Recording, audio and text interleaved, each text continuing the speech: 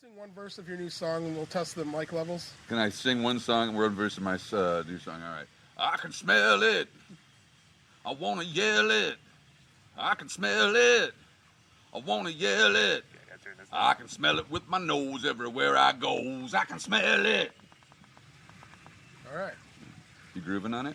Yeah. No, that's exactly what we needed to set our microphone levels. It's set lower so we can talk loud. All right, cool. All right. No Okay, inside voice, so- Jake. You know, I was a professional voiceover artist for many years, too. So if you'd like, I can put on my radio voice for the interview. Just use whatever voice you would like. Yeah, I'm talking shit, man. That's a little bit of a mess, but I have some ideas that I want to hit you both with because you're friends. Obviously very good lifelong friends. I wanted to keep Mark out of some of the things I wanted to ask. Shut up. Also, we have some questions from audience members as well, so that's going to be pretty sweet. Questions for me? How did they know I was going to be here? No, just for the podcast in general. Yeah, I know. But we can gear it towards you. Oh, all right. And actually, one of them, I think you will be very, very deft at answering. I think, but we'll see. Let's see. But that'll be for later. So. All right. Okay. What's going to happen right now then? Well, we've been recording, so we're already going. All right. And everything looks good. So. Let me hit my two-board. We are sitting rooftop by the swimming pool of my apartment building in District 2, Ho Chi Minh City. Nice. And we are talking with Jake Catlett, not just a interviewee on Sexy Meat Talks, but a lifelong friend that I've known for many, many years. Mm-hmm. Jake spent a good part of almost 20 years in Southeast Asia, mostly in Vietnam. I spent pretty much my entire adult life here. Mm-hmm. Yeah. And we want to talk sexy meat with Jake.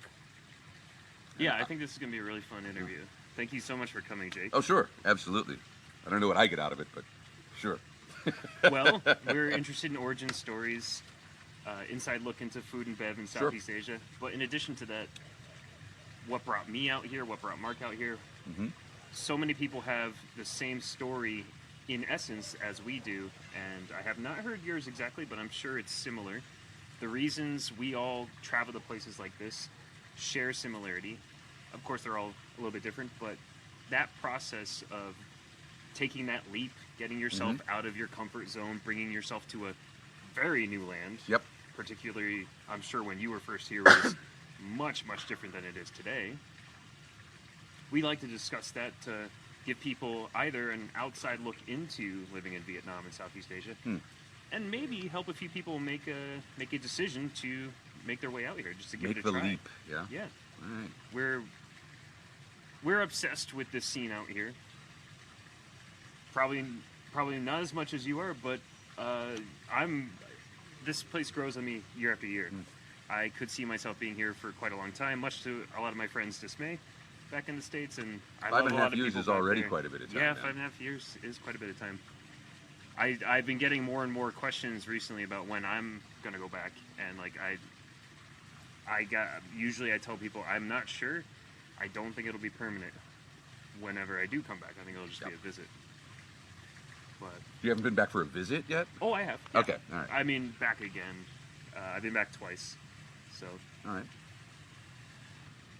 so let's begin with what first brought you out to Okay. Vietnam. Sure. So, back in like mid to late '90s, I was living in San Francisco at the time. Well, technically not San Francisco, just Bay Area. But, anyways, a friend of mine who I was living with at the time, he and I were at the time we were really into techno music and house music, and we were really into a bunch of German producers, and we started planning a trip to Germany, and we planned a few years out and sat down and figured out how much money we needed to have in order to do a trip to Germany. And at the time, I was vegetarian, and most of my friends were vegetarian, and vegetarianism sort of drove us to eat a lot of Asian food, Thai food, Vietnamese food, Cambodian food.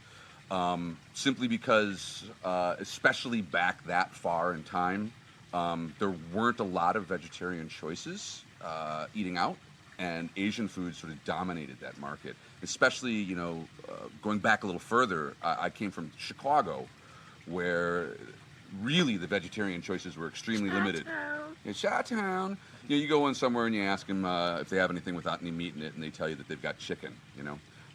So I kind of started eating a lot of Asian food just by necessity. I didn't know how to cook, and this was my choice: Indian food, Thai food, Vietnamese food.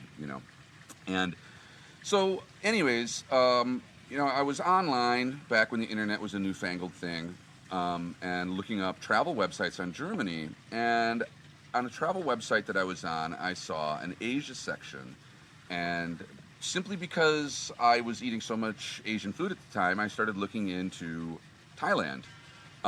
And they also had some sections on Vietnam and Cambodia, and I was fascinated at this point in time, 1998 maybe, that Americans were even able to get visas and come over to Vietnam. I had no idea. God, I remember Windows 98. That must have been a really shitty travel site you were looking at. Oh, it was craptacular.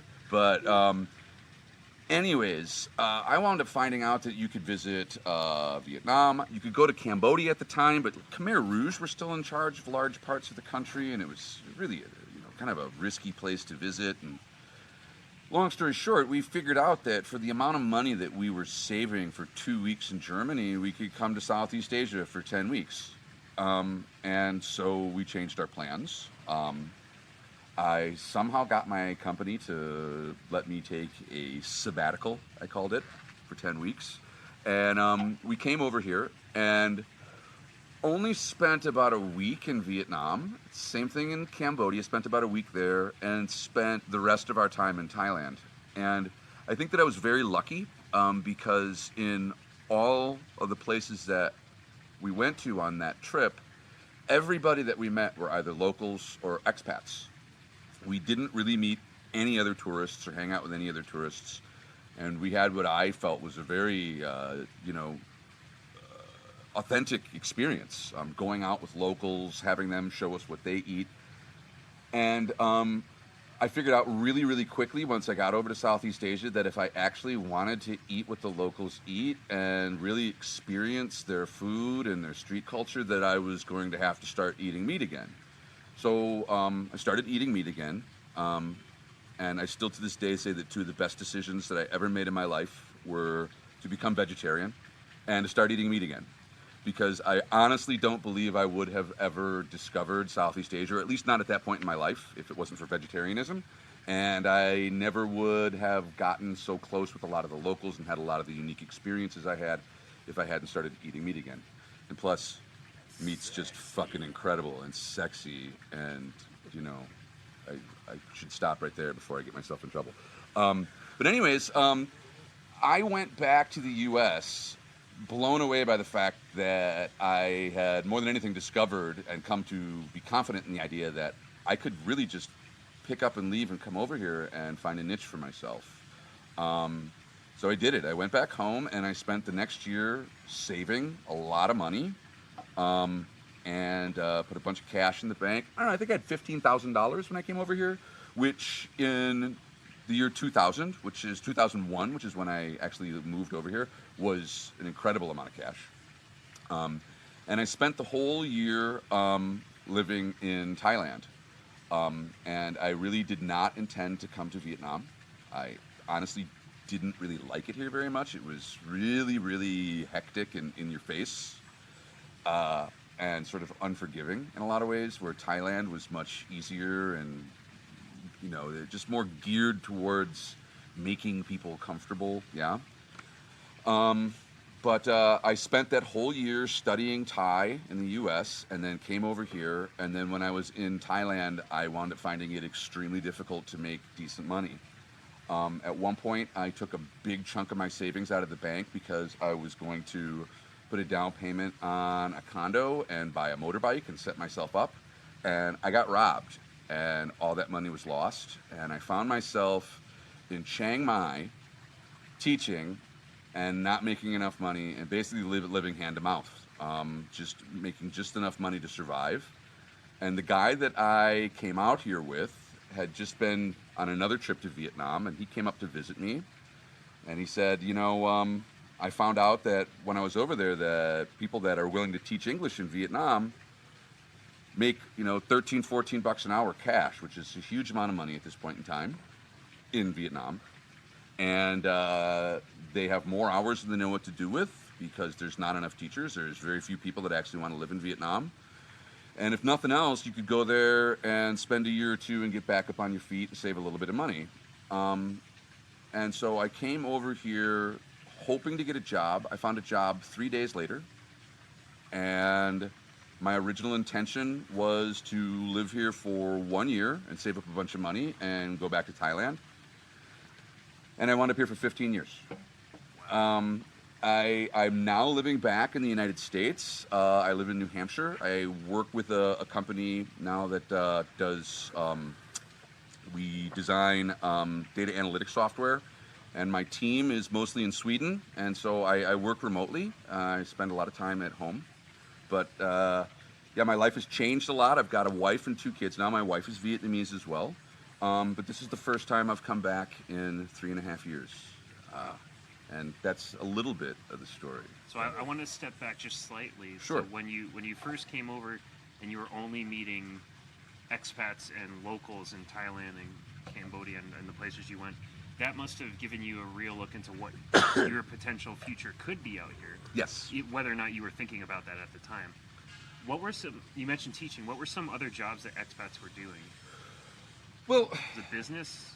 I mean, in Thailand, it was the whole gamut. The real issue that I ran into in Thailand was that I did not have a degree, right? If you had a degree, then there was a lot that was open for you. But, there was a lot of guys over there that were professional tour guides. There were guys over there that had restaurants. There were people over there that ran bars. I met a lot of teachers. I met a lot of people that were working in tech companies and stuff like that, and guys that were over here doing project management. At that point in time, and I'm sure still to this day, there were a lot of international companies based out of Bangkok, and so especially if you were in the Bangkok area, there was a lot of opportunity. But most of those opportunities seemed to come, at least in Thailand, to people who were offered these types of positions while they were already in the U.S. or in another country and were asked if they wanted to come over here. And so those guys, too, had a very, very different salary range. These were guys that were over here who were probably making more than they would in the U.S. or in Europe because they agreed to go work overseas. Whereas if you were here looking for a job, and by here, again, I mean Thailand, really. If you were in Thailand looking for a job, you were going to wind up with a much, much lower salary, yeah? In Vietnam, it was the same kind of thing, that there were a lot of entrepreneurs over here at the time trying to do import-export. There were several guys that had bars. There were very, very few restaurants here at that time that served Western food, but the ones that did were, owned by foreign guys. So what was and lots of teaching.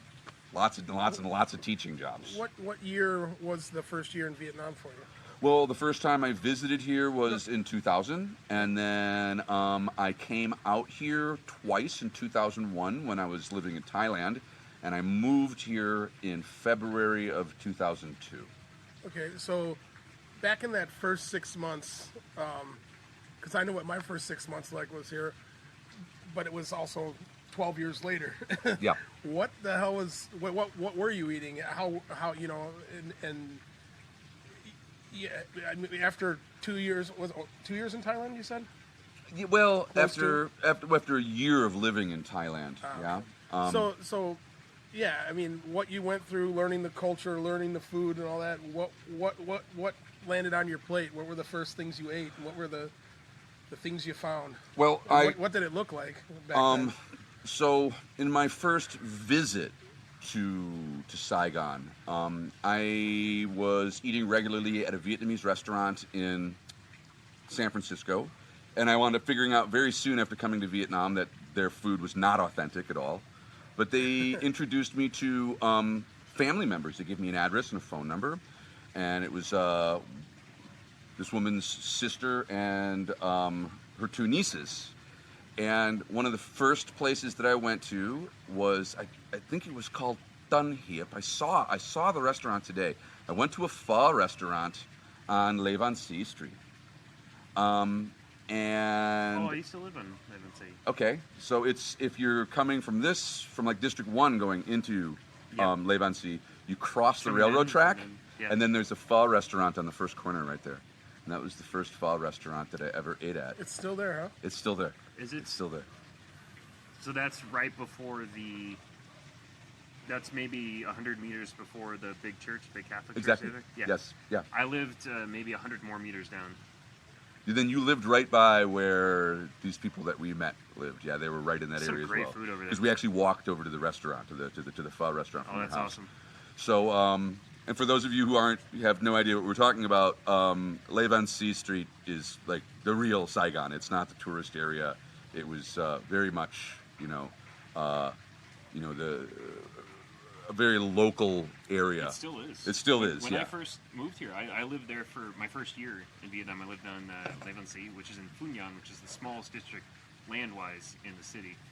And it's just outside of District 1 and District 3, which is the metro area. Mm-hmm. And it instantly you just go, not full native, but like it's all Vietnamese. Yep. To the point where we had just gracious neighbors coming over just to talk with us in very broken English, but they were very sweet and wonderful people. We had people bringing us fruit, mangosteen, bags of mangosteen. Mm. We were really lucky. Our landlady is an obstetrician, so I think she was doing pretty well for herself, and she was a total sweetheart. Her husband was a amateur photographer, or possibly professional. I'm not sure about that exactly. Mhm.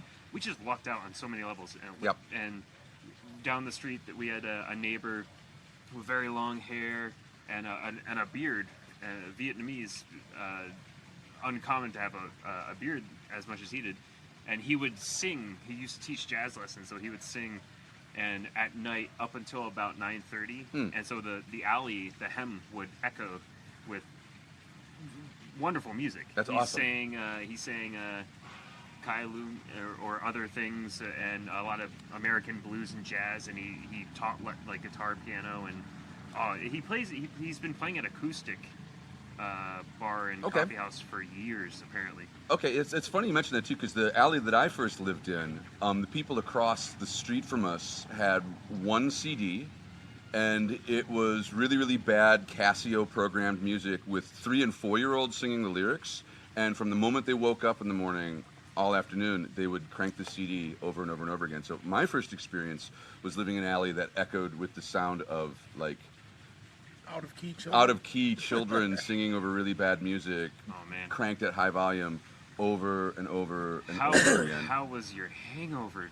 I mean, Jesus. They were bad. They were the Tim, Mark's business partner, was living with me at the time, and there were times where we would know that we were going to be out of the house for hours and hours at a time, and he had some CDs of just like crazy industrial noise. And the guy from Faith No More, the singer from Faith No More, I can't remember his name, but he made a CD where he was on tour with Faith No More, and after the shows in the hotels, he would just record himself making obnoxious noises with his mouth and then loop that stuff over and over again and add more noises. And it was just this guttural, slurping mess of noise. And Tim would put his speakers up in the window and turn the music on and crank it up. And then we'd leave the house for hours on end. And it's kind of the way that we fought back with the neighbors.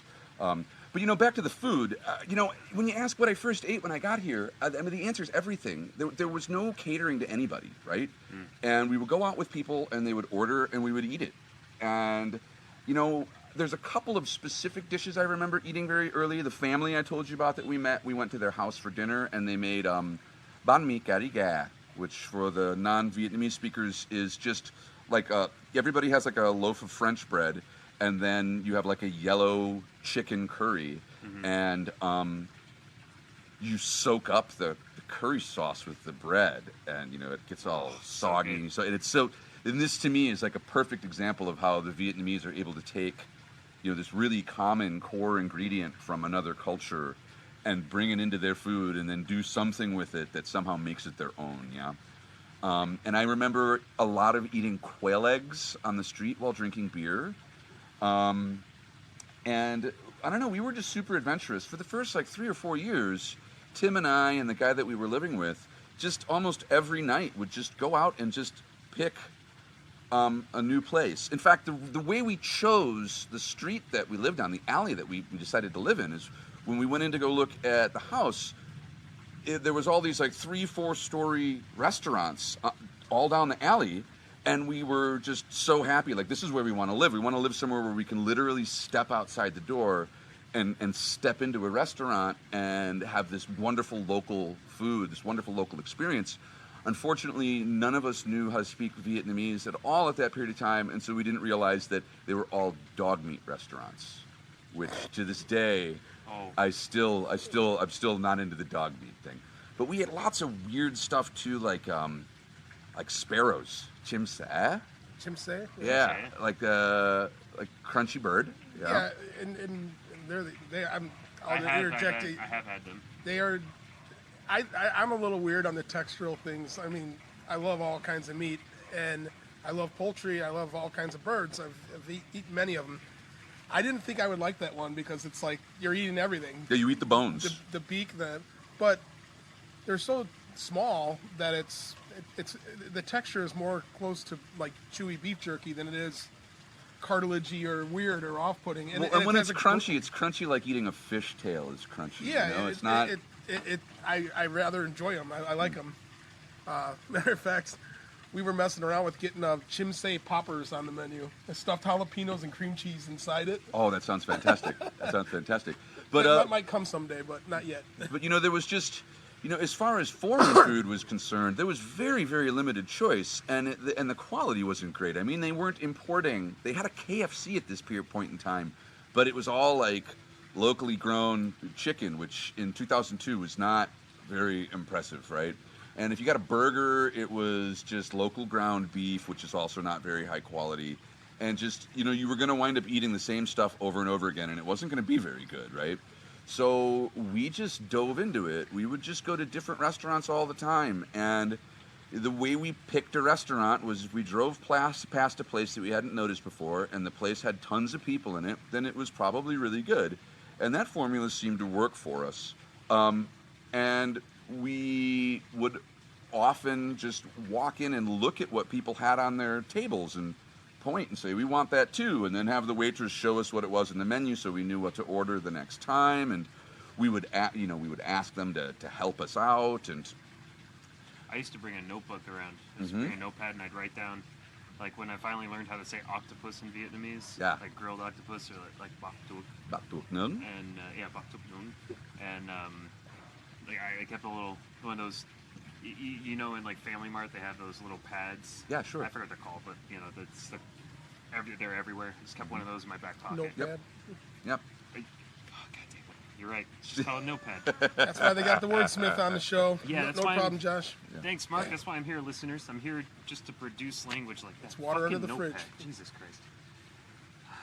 Anyway, so I don't want to gross out any listeners, but one thing we haven't discussed that I can remember with any guests so far is how your stomach gets affected by coming to such a different place. So when you first came to Thailand, Vietnam, or Southeast Asia, did you have trouble adjusting your microbiome to what you were eating? Absolutely. Thailand, not so much. No. It really, here's the thing about Thailand. You talk about street food, and people think, of something dirty and dangerous. But in Thailand, I always felt that street food was the best option because all their ingredients are sitting right in front of you, and they're cooking it right in front of you. Yeah. You can see it. You can see that the food is fresh. You can see that the food is clean. And that was what I chose for my options in Thailand. When I got a bad belly in Thailand, it was more like, the food was so damn spicy that I'd eat it, and then 3 hours later I'd be, shitting out chili pepper, which is, which So You know it's spicy when it burns you twice, right? So Vietnam got you, huh? But Vietnam really, really got me. Laos really, really got me. There were 2 specific times where I was hospitalized with just, I mean, really bad, food poisoning. I don't know what the hell what they would. Just ate something sour. There was one time here in Vietnam where I went out to a restaurant and I ordered a plate of crab claws, and I'm sure you've seen how they do here, where they take most of the claw off, but they leave the pointy part. Yeah. So the pointy part's almost like a little handle, and you eat the meat straight off, right? Fantastic way to serve crab claws. But I remember eating it and thinking that it tasted a little bit funky. It was really slathered with spice, and I was like, I thought at the time, oh, maybe it's the spices, but it turned out to be, I think, the crab, because about the next day I was driving way out to the middle of nowhere. 4 days old amount of spice on that one. Yeah. I was driving way out into the countryside on a bike trip, and my belly started to get so bad that I turned around and came back. And by the time I got back home, I literally let go of my motorbike in the alley and collapsed on the floor, and my friends had to pick me up and put me in a taxi, and I don't remember anything after that, like for a day or so. It was really, really bad. I never got that bad. And I also got here about 8 years after you, and it was a little more developed. I was in Laos once, and on the way out, I stopped to get some som tam. And for those of you who don't know that's the like the green papaya salad that they have in Thailand. Oh, but they had very good. It's all usually is very good. It was delicious, but again, they had little crabs from the fields, field crabs, and they'd broken those up inside. Well, those are funky. And they're funky. They're freshwater, and so But they're. it wasn't cooked. So it was a salad? I have no idea. The salad's usually not, right? Yeah. So I don't know. I really don't know if the crab was cooked or not, but. That wound me up in the hospital in Bangkok for about 5 days. It was I was extremely ill. I took a flight. I was on my way out of Laos and got to Chiang Mai and took a flight to Bangkok, and I was standing at the carousel, the luggage carousel, and I collapsed. And the guards came over and were yelling at me, were angry because they thought I was drunk. And when they touched me, they realized how hot I was. And they put me in a taxi cab, and I was delirious in the backseat of the taxi. The taxi got to the hospital and must have driven around in circles around the hospital for hours, because my fare was up over 2,000 baht, which is $50, but that's like hours worth of driving in Bangkok, right? Christ. And then the security guards in the hospital figured out that the guy was ripping me off, and so they pulled me out of the car, and I wound up not paying for the. That's good. Yeah, but it took me literally years to the point where I wasn't, regularly having stomach issues. It was I tough. still get them. Yeah. It's building up that flora. I mean, there's that colony of 1 million. I love them with all my soul. They make my meat I think you got more than a million in digest there. billions. You got a lot of room in there, buddy. Without them little critters, I couldn't digest all the meat that I do. None of us could. Well, for the first 2 weeks that I've been here for about 3 weeks now, on this trip. And the first 2 weeks that I was here, I was sick, and a lot of it was stomach problems. And I think that was more from, I'm going to guess, ice. Yeah. A lot of really dodgy ice in this country.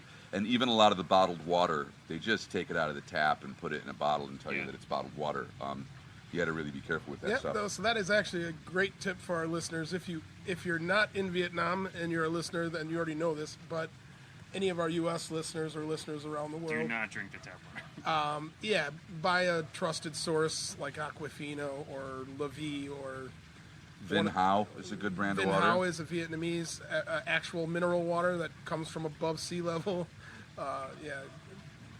Excellent tip for people traveling to Saigon or anywhere in Vietnam. Avoiding the ice can be so hard too, because it's so tempting, really. There's ice in so much of what you drink here, and you get shakes and stuff like that, and you don't realize that they didn't use ice cream; they used sweetened condensed milk with a bunch of ground ice, right? Simto. And for our European and American listeners, they find it a terrible sin to hear me say that you put beer in ice here, but You have to. you really have to. The Helps Pilsner. you stay hydrated. So it helps you stay hydrated, and it keeps the beer cold. Otherwise, your beer is piss warm. Don't do it with an East-West, Far East IPA. No. Do it with like a Tuborg. A Tuborg, or a Tiger, or some. Or even with Heineken, if you're gonna drink any low-quality beer. Yeah, any low-quality beer. Cheers. Cha-ching to low-quality beers. Cheers. I want to, just for our listeners also, if you've been listening, if you're still listening up to this point, Yeah. I can explain something to it for you. You heard Jake mentioning Tim. Tim is the same Tim that is my business partner that I talked about in our mini episode a couple months ago. And Tim is the same guy that was in a previous episode to this one that we told his story. And all time. This is the Jake that I said I first lived with when I moved here, and that Tim and his story that he was running around with. I believe, Jake, you guys met the first day you were in Vietnam, and Yeah. That's a great story. It's not necessarily the first day that we met, but you want to hear that story?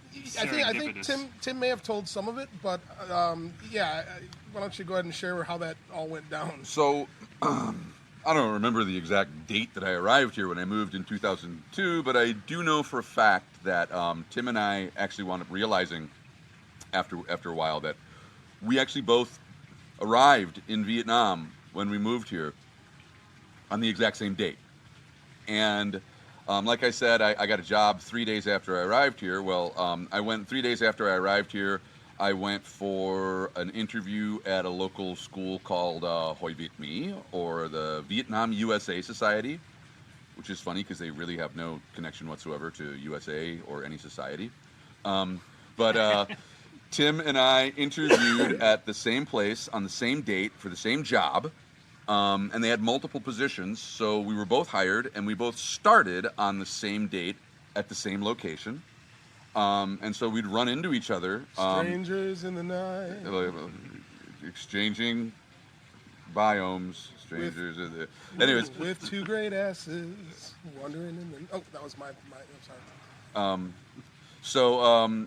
Anyways, then about a week into that trip, the guy that I had come here with said to me, "Hey, I met this cool Australian guy. He's a lot younger than us. Tim was a pink, peppy 18-year-old at the time." Oh, God. And he said he's a lot younger than us, but he seems really cool, and he's looking for roommates. And so I want to know, you want to go meet this guy and see if you can, if he's somebody you feel like you could live with. So I said, sure. So we went out to go meet this guy, and it was Tim. So, right there within the first week, there was all these coincidences. And then Tim and I wound up finding out, later on that we'd actually entered the country on the exact same date. And then for the first few years that we were here, we wound up, leaving the country to go on vacation and coming back in at the exact same time. And I can't even remember all the weird coincidences that happened. But, I don't believe in fate. I don't believe in coincidences, that are significant. I don't believe in Jeebus, but there were all these weird synchronicities. Yeah, it's very interesting, the number of synchronicities that sort of led up to us hanging out and becoming friends, and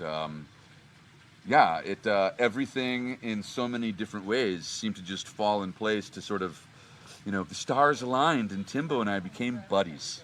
Yeah. All right, let's do the Monty Python intermission music. Welcome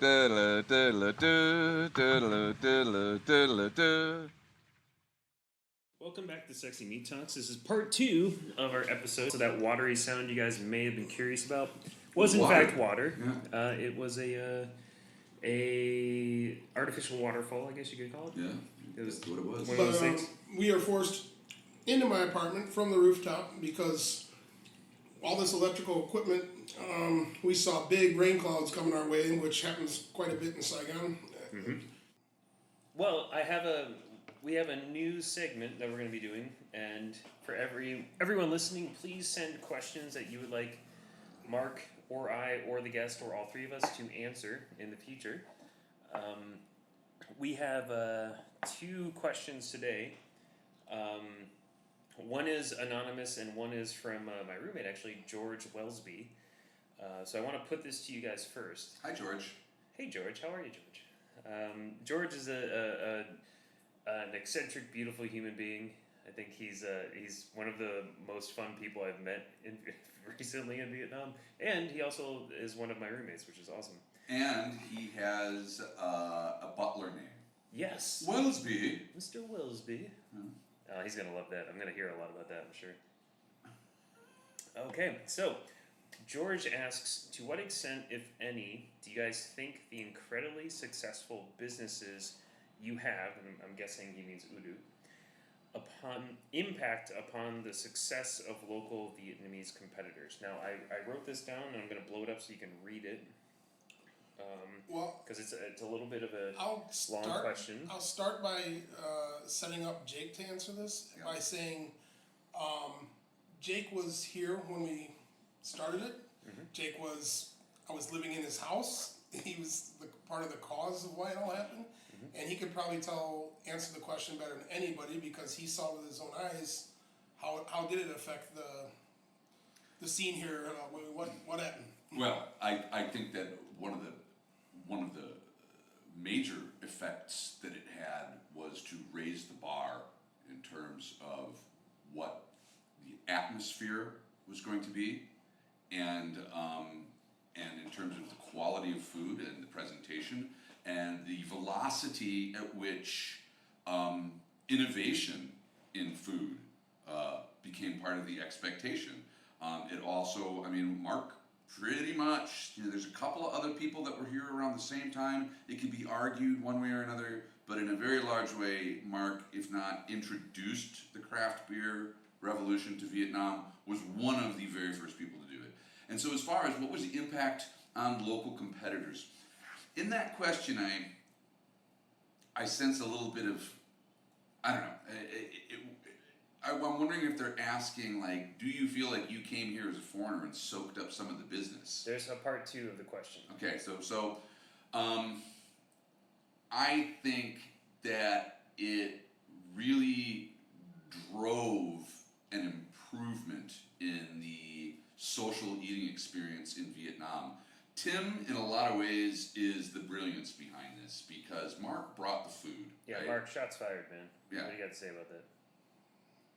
He's the brains. I'm the lovable heart. Okay, Mark's putting up no fight. That's what I'm hearing. Right. So Tim's the brains and Mark's the buns, right? This is where we're at, right? Okay. So, anyways, Tim was the one who came up with this idea. Look, we need to hit the local market. We can talk about coming up with a restaurant that foreigners are going to enjoy, and we can do that for sure.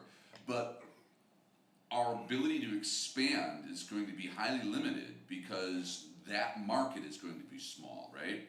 And if you look at businesses here that gear themselves towards the expat and especially the tourist community, there's not many that have a very long, a long time to exist. A lot of them go out of business before too long, regardless of whether or not they're high quality or whatever.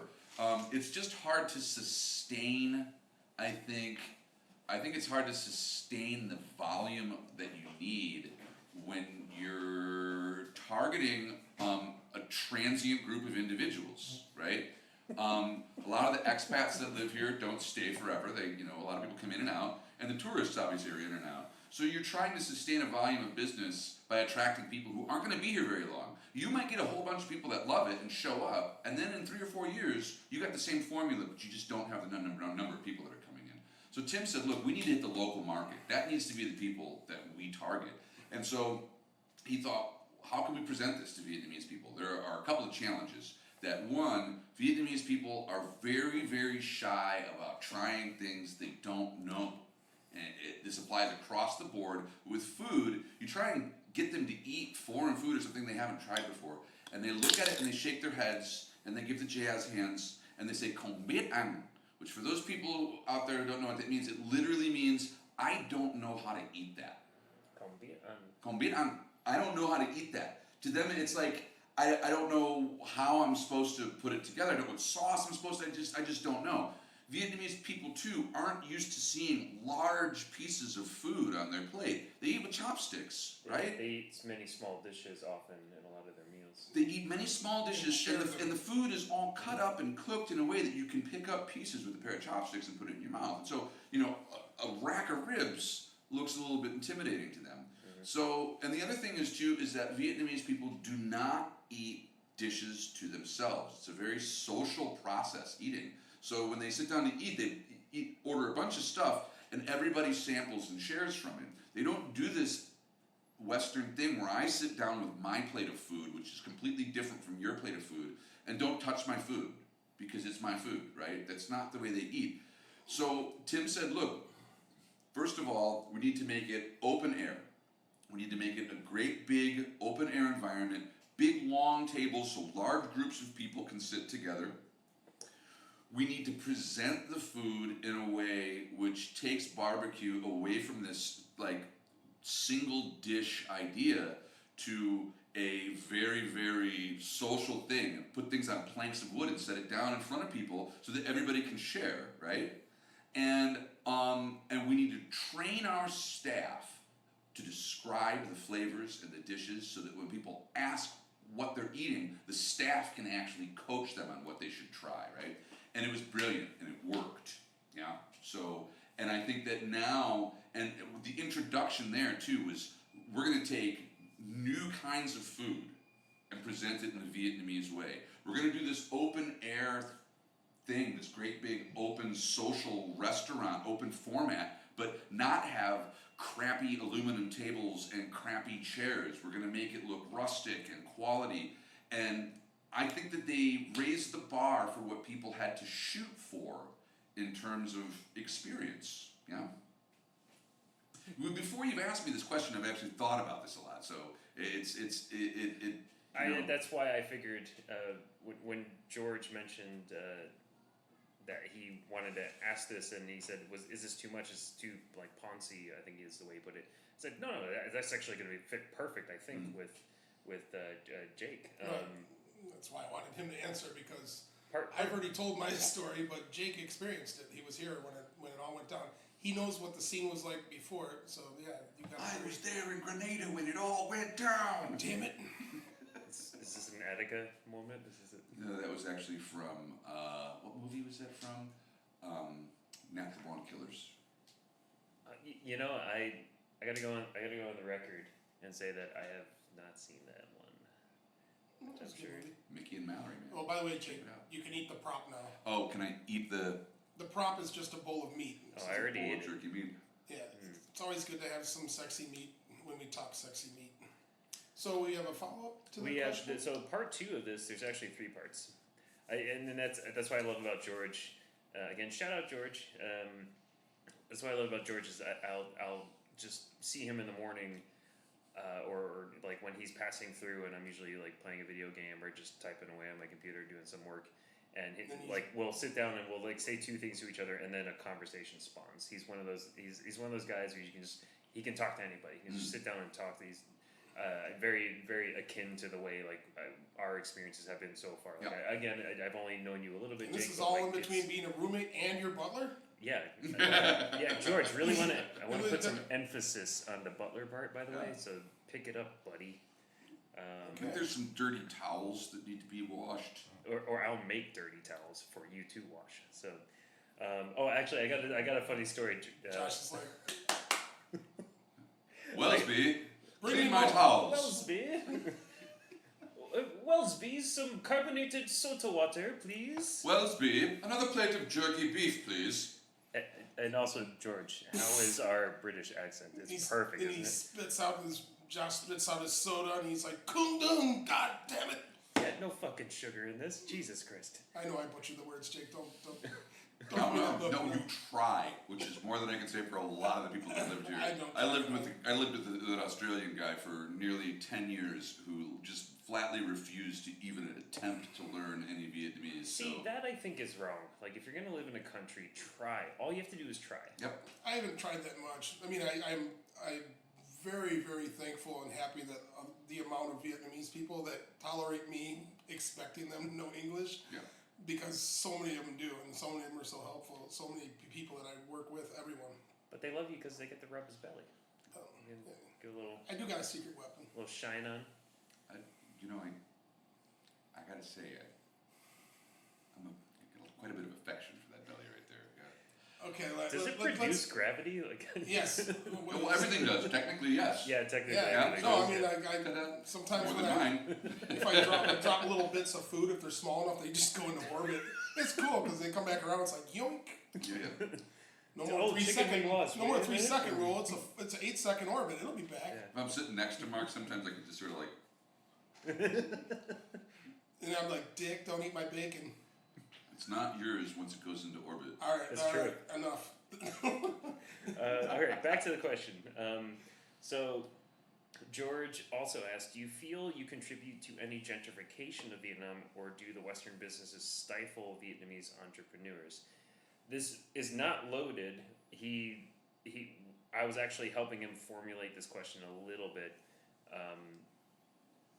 How do you think and I think you touched on a lot of this, but some people have the perception that foreigners coming into Vietnam and setting up big businesses, becoming successful, could be damaging to the culture, or is damaging to the culture, and gentrifying certain areas of the city.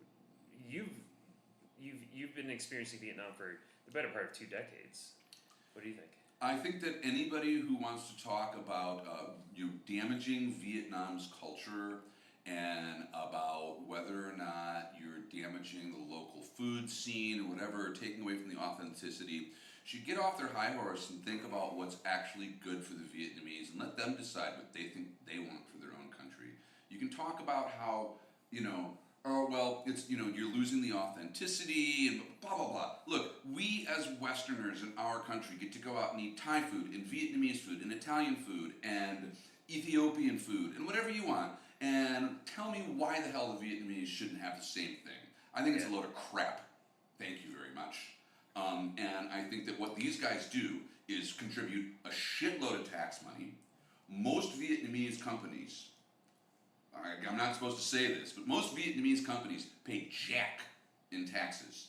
The tax collector comes around, looks at how much money they've made, takes a chunk of money under the table to underrepresent it, and they pay a hell of a lot less. But foreign businesses are under a large amount of pressure to actually be above the board and pay what they owe. So they're contributing to the economy. They are hiring a bunch of young, cool people who are gaining language experiences and are gaining culinary experiences and are getting, a chance to work in a clean, organized, well-managed kitchen, which I think is a fantastic skill set for them to have. And as far as the competition goes, yeah, there is direct competition in terms of the barbecue industry for these guys. Those businesses didn't have a business plan before they tried to copy what these guys are doing. And no, none of them are as successful as Oot Oot, but there are people in this city who have basically copied the entire concept of, come to our place, we've got American barbecue served to you on a wooden plank, on a picnic table, open format, and they basically yanked the whole idea from these guys. And while they're not killing it the way that these guys are, their family's now making a living off of it. Yeah. So, you want to talk about damaging the local economy, that's BS. You want to talk about taking away authenticity. Well, how about this? Go back to your country, wherever you're from, and get rid of all of the foreign restaurants, because it's screwed up the authenticity. And now, let's say if you're British, then you can get to eat pork and kidney pie and fucking fish and chips and fuck all the Indian curry because it's fucking taken away from your culture. Which is... Sorry. I think George was asking the question not just to ask it. I'm not aiming this at George, but there are a lot of social justice warriors out there. Please be my butler. Yeah, there are a lot of social justice warriors out there who talk about cultural appropriation and stuff like this, and talk about how you're taking opportunities away from people. Look, successful businesses that hire local people and inject comprehension of foreign culture and foreign experiences opens people's minds to new foods, to new experiences, to new languages, and enriches the local scene. And if you want it to be the way it was 20 years ago, that's selfish, because the locals, I'm sure, would tell you that things in the city are a lot better than they were back then. Okay.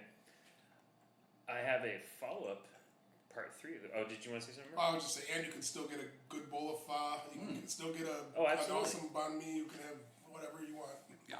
I completely agree. I think it's easy. I think it's very easy to walk around Tao Dien, which is an expat central area of Ho Chi Minh City, and find groups of expats who are looking around them and just scoffing at what's going on. And they live here for a few months, and they have like that SJW sort of vibe, and then they go home. They should have been here 20 years ago and seen what this neighborhood was like, and then come back and see what it is now, and tell me whether or not it was better or worse.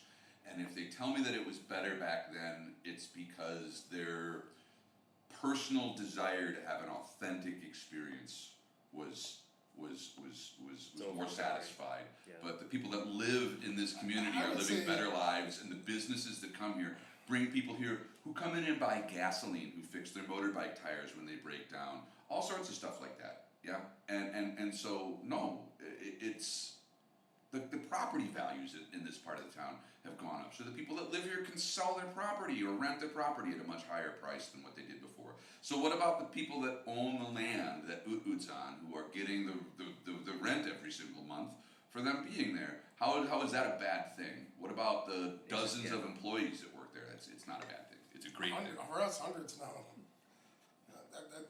That's one of my favorite things about what me and Tim have accomplished is, we have, I think we're over 400 employees now, or if we're not, we will be very soon, and that number will grow to over 1,000 employees in the next year or two.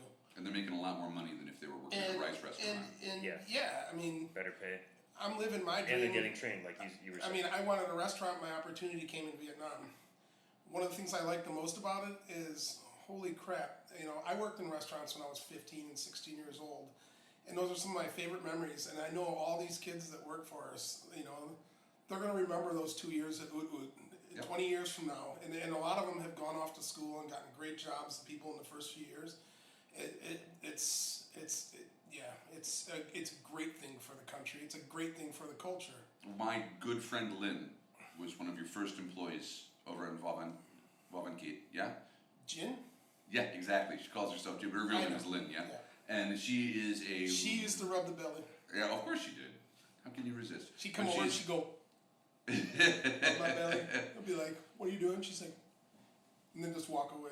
But she's a really, really smart, switched on, modern young woman. Orange Whips, everyone right? Orange Whip. And she still thinks of that, the short-lived time working at Ut Ut as, it's her first job, and she really appreciated it. And she feels like it improved her language skills, and she met cool people. Hey, hello. Sorry. Didn't get any on you, did I? That's a Frank Zappa song. Right. Did you get any on ya? Wait, hold on. Okay, Did you wait. say Orange Whip? Orange Whip. Orange Whip. 3 Orange Whips. And you're not from Chicago. Blues Brothers? Blues Brothers. I'm not. Oh, okay. John Candy comes in, and they're like, no, let's hear these boys sing. And then he's like, 2 cops, Orange Whip, 3 Orange Whips. I remember that scene. Yeah. God, my You're dad. late to the party, bro. To be honest, I'm not from Chicago. My dad's ashes are rolling in his urn right now. Was his favorite movie? That you don't know that? It's my favorite movie. I need a toothpick.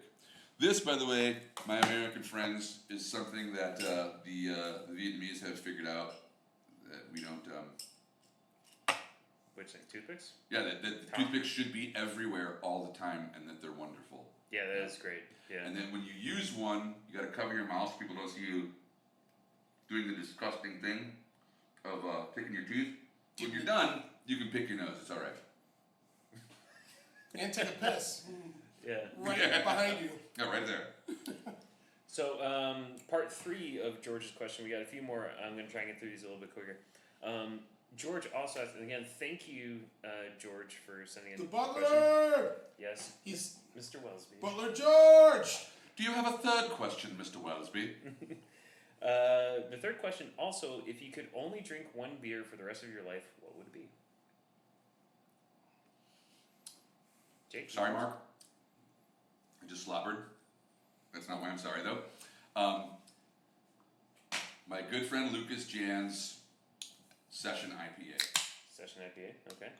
It's just, Awesome. it's clean, it's crisp, and it's got, I don't know, like 3.5 alcohol, so it's really low, so you can just sit there and slam them and not get the too session drunk. IPA is typically 4.5 to 5%, where a regular session, because the numbers kind of line up. A regular IPA is 6 to 7%. A session IPA, I think his was somewhere just shy of 5%. If I don't. And I would say, too, that we can talk about this later if you want to. Much like my favorite Vietnamese dish of all times, it's not the most beautiful, it's not the most delicious beer that I've ever had, right? There are other ones where, it's just like kick you in the mouth, wonderful. But if like your question was, if you could only drink one beer forever, it's the perfect sit around and drink it beer. That like session. I would always like some beers I want to have one now, but maybe now it's too heavy or something like this. Lucas's Session IPA is just Okay. a Yeah. thing of beauty. You don't have to apologize to me. I taught Lucas how to brew. This is true. You did it in my kitchen. You didn't clean the floor afterwards either. Remember when I didn't have any way to crack grain for my very first batch?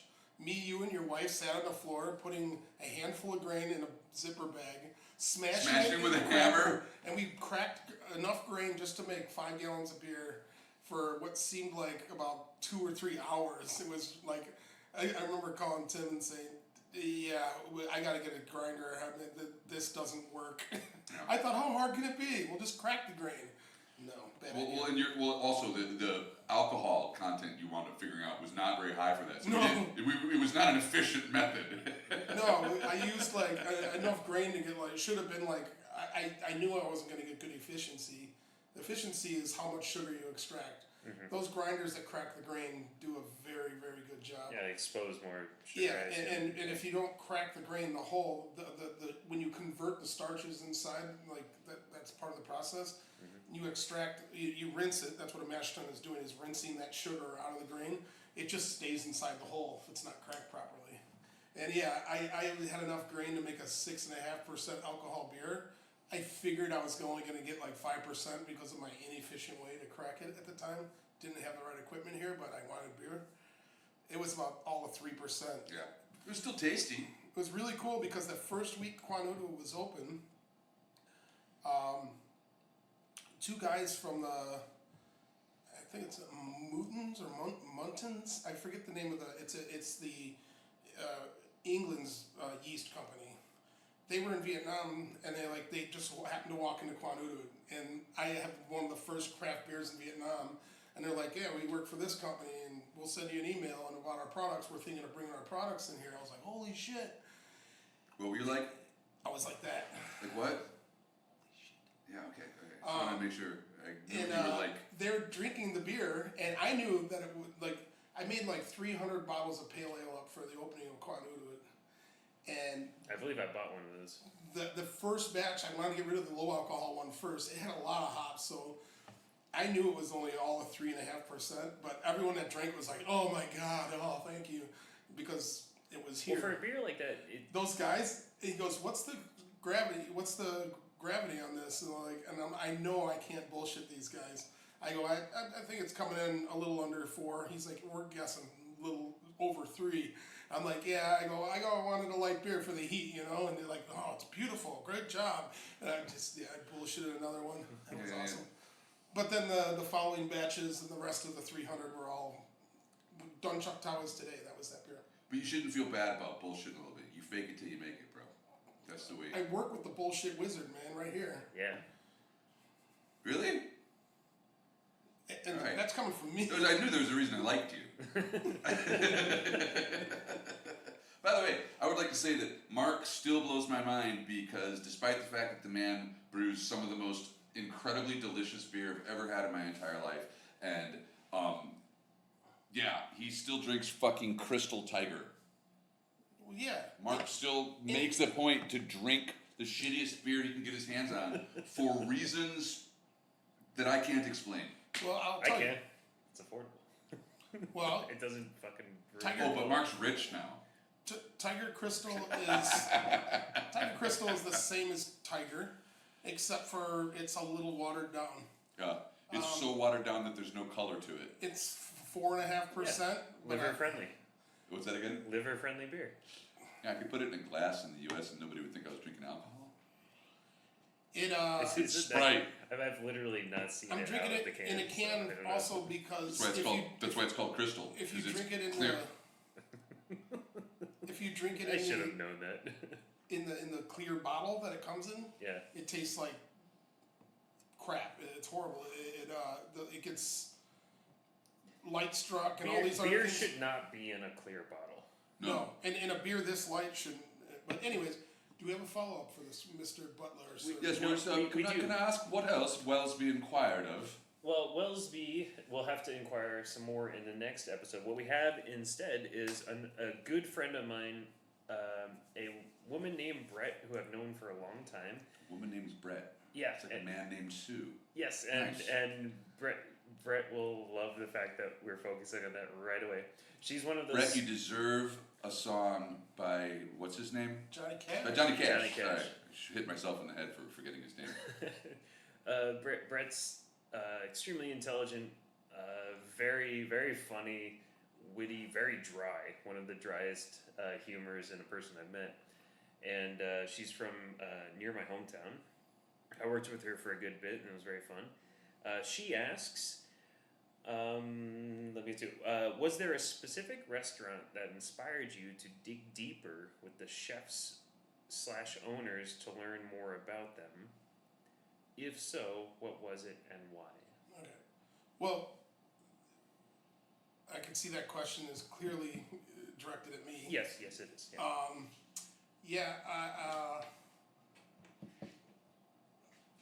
I don't know, it wasn't like a chef that I studied. I would say the biggest influence on why I have the passion I do for cooking.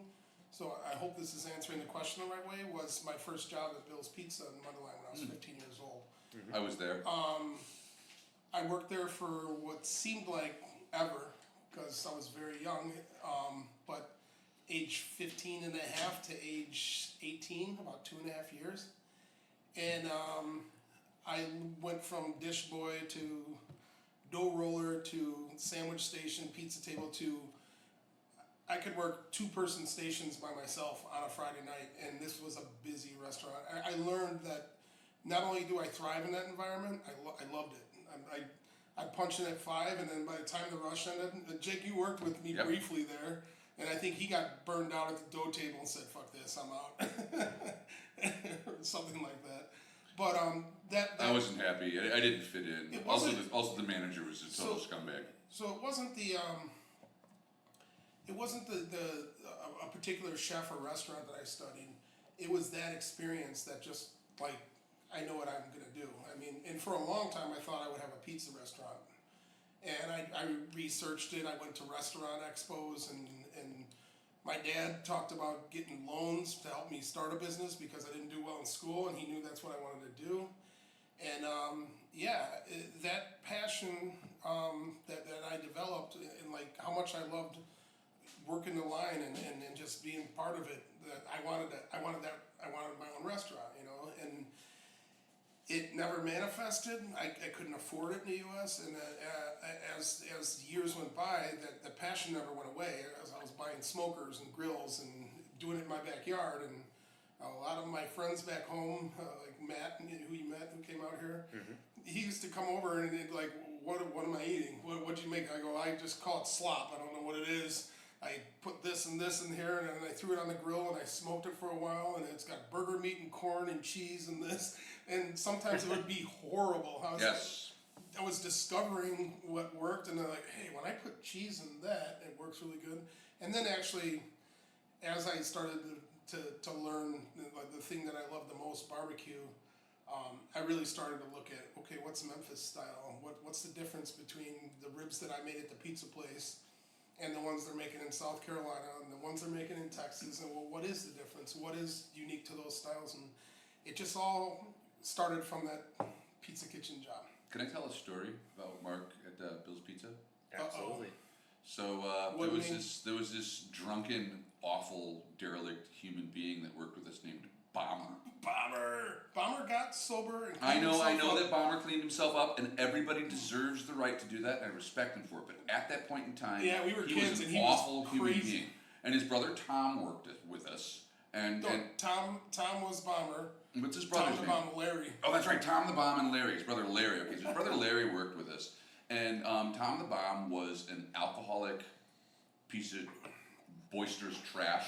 My mother and my father knew who he was from going to like local bars, and were like, they almost didn't let me work at Bill's Pizza because they found out that this guy worked with me, and he didn't torment Mark so much. Mark always always just sort of rolled off Mark's back like water off a duck. But I was a bit easier target, and so we were allowed to eat at work, right? So I would but we weren't allowed to go to the station that somebody else ran and make our own food. We'd have to tell somebody I want to eat this, and then make it whatever we want. Or the mistake pizzas that would Yeah. come out.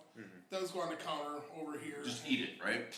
So he would do stuff like I would say, I want a Italian beef with cheese on top, and he would do it, and then just put like half a cup of ground pepper in it, so that I would take a bite and be coughing over the garbage can and throw it away, and he would laugh at me, and then I would ask him to make another one for me, and he would tell me to fuck off. Dude, this is a 35-year-old man doing this to like a 13, 14-year-old kid. Mark knows where I'm going with this now. You know, when we got him? This is what I'm talking about. This is the story I'm talking about. So one night, Bomber was being particularly crappy, just insulting people and being shitty and laughing about it and messing with me. And there was a Dairy Queen about a block away. So Let me set it up a little more, because actually what he did to Jake wasn't uncommon, but also, just to add to why this happened, his own brother thought it up to do it to him, Larry. And what he would also, if anyone would bring in Taco Bell or other food and have it in the fridge for later, he'd just go in the fridge and eat it. So Larry had... he was a terrible human being. I'm going to pass it back to Jake, but I know the story well. Rosa, the sweet little Mexican lady that answered the phones, she's the one that took the laxative over to Dairy Queen. Larry was the one that had the idea. Me, Steve Quinn, that's the drummer in my band and good friend. I think he bought the laxative. So you guys. Let me tell the story. Everyone no, I'm gonna give it back to you. Everyone in the building was part of it. It wasn't just direct. Jake helped sell it, but okay. Yeah, so, anyways, I basically was the idea was, hey, somebody go over to Dairy Queen and get us all blizzards, right? So I was just it's my break time. I'm gonna get some ice cream, blah blah blah. So Mark's like, yeah. Let's get some ice cream, this and that. So he says to Bomber, hey, Bomber, I got yours. I'm gonna pay for it. Took everybody's orders. Rosa, the woman on the phone, left to go get them. And there was a convenience store, a White Hen, across the street from the Dairy Queen. And she went over there and she bought a box of chocolate X-Lax and brought it over and had them put the box of X-Lax into his. And Larry, her part of the whole, it was evil. I mean, he's like, a chocolate blizzard with Oreo. Okay. So then the chocolate X-Lax just blended in. Yeah. So they put a box of chocolate The whole X-Lax, thing. the whole box of chocolate X-Lax. They handed it to people at the Dairy Queen. Were put this in this one. And they gave it. Comes back, and Bomber. So our manager John went back and locked the bathroom door. No, John wasn't part of it. No, he wasn't. I thought it was John did it. It was Duke Howard. I don't know if you remember that guy. Anyways, he locked the bathroom door. Locked the bathroom door from the outside. And about an hour passed, and Bomber's taking his hat off, and he's like, "Look at that sweat," and we're all giggling.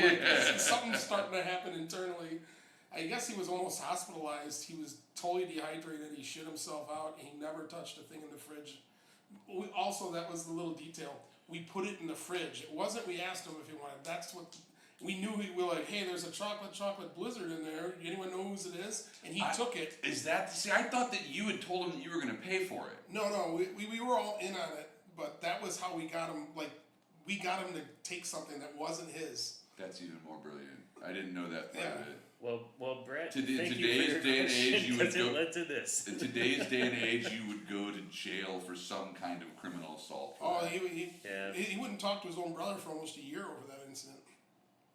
He was very sick. Well, Larry was probably pleased with that result.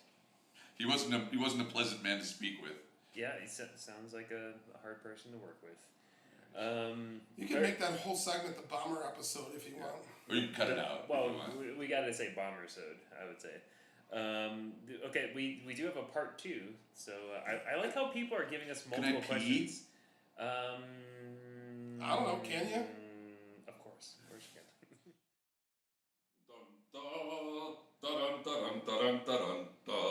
Come on, Mark.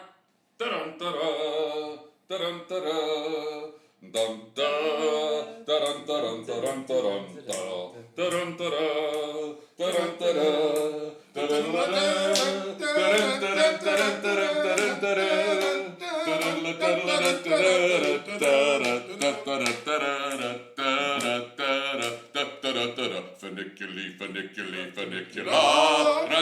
dum dum dum dum dum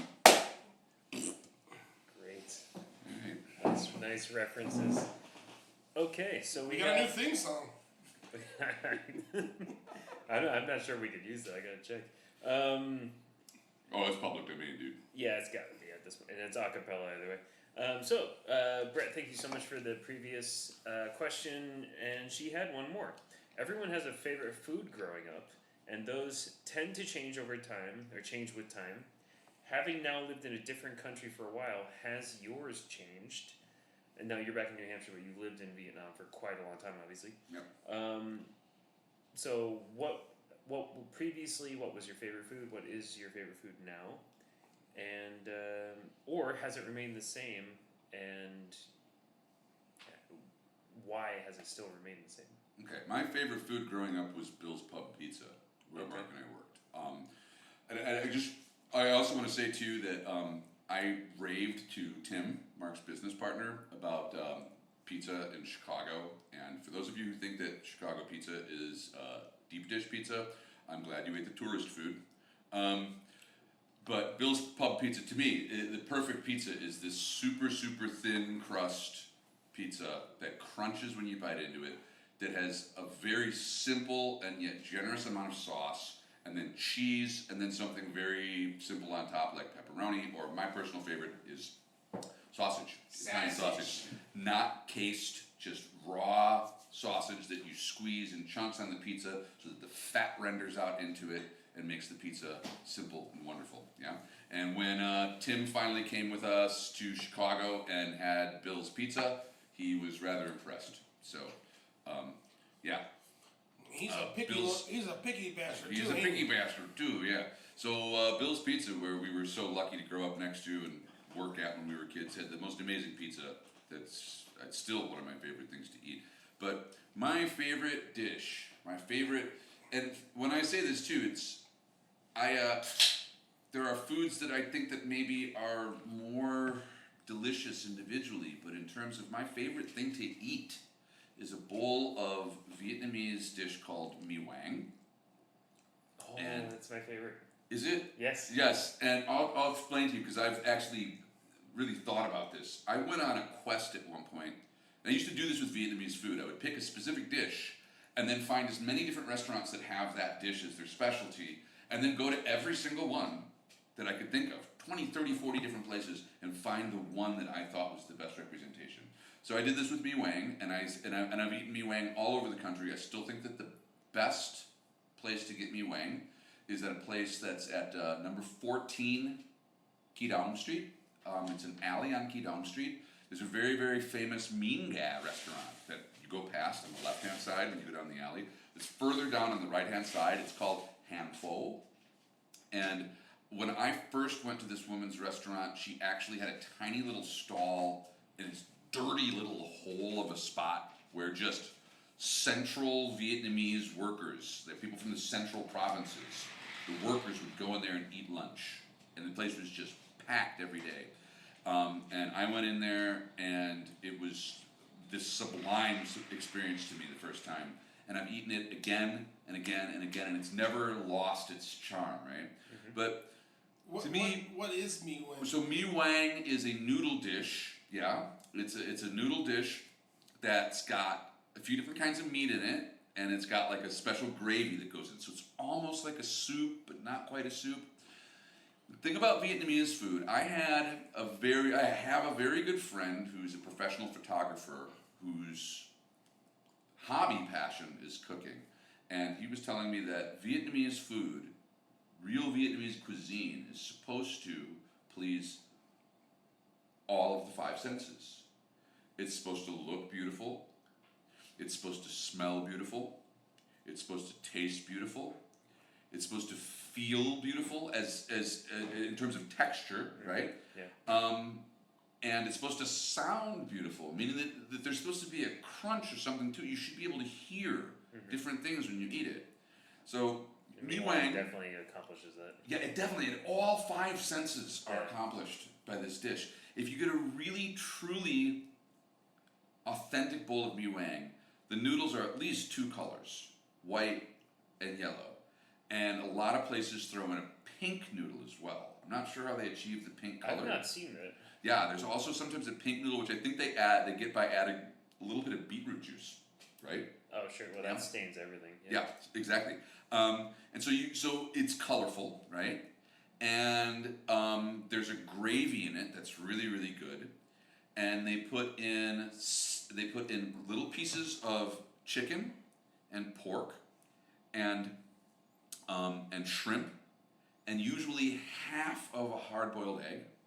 And to me, that's like the base of Vietnamese proteins. There's so many other proteins, but those four, chicken, pork, and seafood and egg, like, and you've got poultry, you've got red meat, you've got seafood, and then the egg is almost like its own separate sort of thing, right? Bullshit. Pork's the other white meat. Yeah, whatever. It's a mammal, damn it. So they also put peanuts in it, yeah, and then a bunch of different fresh herbs. There's a specific herb. They put mint in it. They put basil in it. They put this. They usually put shredded banana flour in it. And then there's this really, really like unique Vietnamese herb that I don't know what it's called in English, but it's called rau yip ga. They put that in it. And then they put pieces of crunchy rice cracker in there. Yeah, I love the crunchy rice cracker. With sesame seeds in it. Yes. Yeah, the black sesame seeds in it. And then they give you a bowl of fish sauce with chili in it that you're supposed to dump in there wholesale, right? Everything, yeah. You mix everything together, and then every single bite is like an adventure. Every bite is unique. You get a bite that's got some white meat in it, some red meat in it, some seafood in it, some egg in it, it's crunchy because of the cracker, or it's crunchy because of the peanut, or it's got this herb, or it's got that herb. One bite's bitter, one bite is sweet. And that to me is Vietnamese cuisine exemplified in a bowl. Yeah, to me it's an entire meal. It's got everything you need. It covers so many different food groups. It's so delicious, and everywhere you go to get it is slightly unique. In central Vietnam, a lot of times instead of getting like half a hard-boiled chicken in there, you get a couple of quail eggs that are in there or something like this. There's a place I'm trying now that does the quail eggs. Yeah, everywhere you get it everywhere you get it is unique. There's something slightly different about it.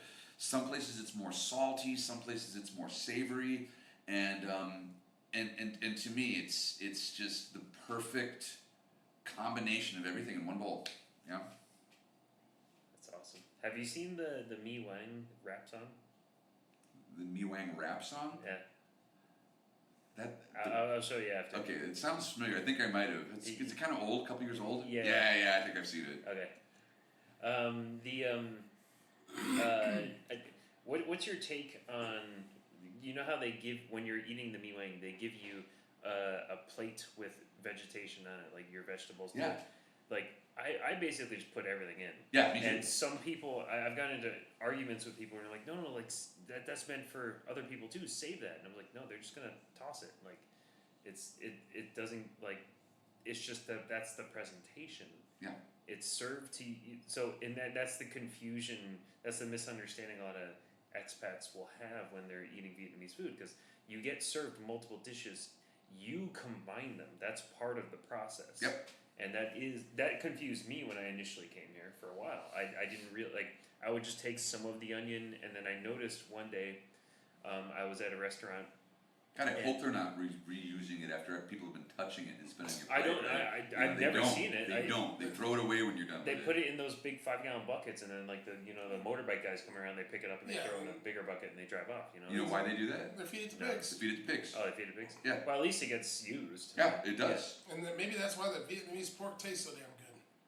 Yeah. They're eating a bunch of fresh herbs all the time. But I agree with you. To me, the hallmark of Vietnamese food, the thing that really sets it apart from other cuisines in Asia, is the emphasis on fresh herbs. If you're not into throwing the fresh herbs into it, you're not into throwing a lot of them in there, you're missing out on it. It's different in Hanoi. They get a much smaller plate, a much smaller variety, just because locally they don't grow as much. But here in the South, that just pile of wonderful fresh herbs, throw that into your That's bowl, also why I love mix it up. Central Vietnam food. Oh, Yeah. because they tend to. Jake, you told me the history, and maybe this is a good follow-up question. Tell us a little about what you know about Central Vietnamese food. I remember you telling me a story that one of the kings or something in the past wanted several courses because he loved cuisine so much. Yep. So it changed the whole Central Vietnam. At least my experience, my first trip to Vietnam.